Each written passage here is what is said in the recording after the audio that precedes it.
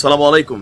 Breaking news. এই মুহূর্তে আমি যখন নিউজটি করছি তখন মোটামুটি হাসনাত আব্দুল্লাহ এখন কিছুটা ভালো আছেন, নিরাপদে আছেন, এবং কি গাজীপুরের পুলিশ কমিশনার তাকে বিশেষ নিরাপত্তা দিয়ে তাকে তার যে আবাসস্থল সেইখানে পৌঁছানোর চেষ্টা করছে। ইতিমধ্যে আপনারা দেখেছেন সোশ্যাল মিডিয়াতে ভাইরাল হয়ে গেছে যে জাতীয় নাগরিক পার্টির ব্লুটুথ বয় হাসনাত আব্দুল্লাহ, যিনি কি বলা হয়ে থাকে যে এই যুগের কেউ কেউ বলেন যে হারকিউলিস, বাংলাদেশের বর্তমানের হারকিউলিস।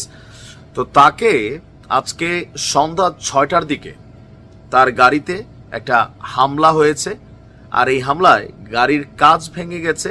হাসনাত আব্দুল্লাহর কপাল ভালো, যদি গাড়িটা আসলে দৌড়ে আর না যাইতো বা ওইখান থেকে কোনো রকমে তারা বের করতে পারতো, এতক্ষণে হয়তো আমরা ইন্না লিল্লাহ পড়ার মতনই সিচুয়েশন তৈরি হয়ে যেত। তবে তার ভাগ্য ভালো যে তিনি এ যাত্রায় নিরাপদে কি বলা হয় যে আমাদের মাঝে ফিরে এসেছেন।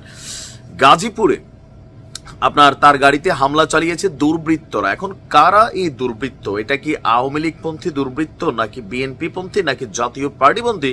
কারণ এনসিপির আসলে শত্রুর এই মুহূর্তে অভাব নাই।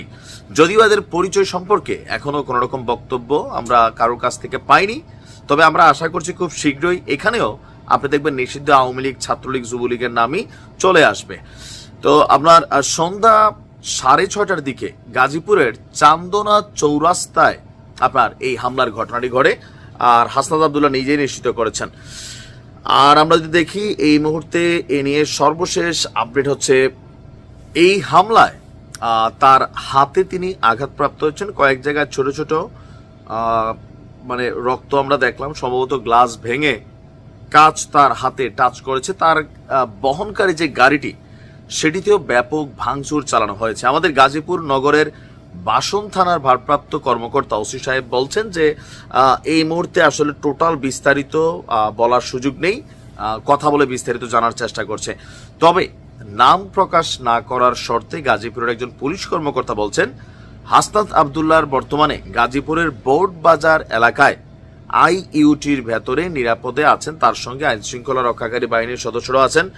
অপরদিকে আপনার আমরা দেখছি যে কিছুক্ষণ আগে আমি দেখলাম যে আপনার তাকে বিশেষ পুলিশ পাহারায়, পুলিশের গাজীপুরে যিনি কমিশনার আছেন ওনার গাড়িতে করে তাকে ঢাকার দিকে আনা হচ্ছে। এই ঘটনায় ইতিমধ্যে আমাদের সার্জিস তিনি আবার পোস্ট করেছেন যে যারা লোকাল পিপল আছেন, হাসনাতের গাড়িতে হামলা হয়েছে, গাড়ির কাঁচ ভেঙে গেছে, হাত রক্তাক্ত হয়েছে, আশেপাশে যারা আছেন হাসনাতকে প্রটেক্ট করুন। কি দিন চলে আসলো ভাবা যায়। সরকারে এখনো ডক্টর মোহাম্মদ ইউনূস আছেন, পুলিশের যে প্রটেকশন, ইতিহাসের বিরল প্রটেকশন তারা পাচ্ছেন, এগুলো কিন্তু আগামী দিনে পাবে না, এটা বাস্তবতা। কারণ আপনি দেখেন যে ছাত্রলীগের অবস্থা আজকে দেখেন, ক্ষমতায় নাই, দৌড়ের উপর আছে, পাবলিক দেখলে মারে, পুলিশ দেখলে পিটায়।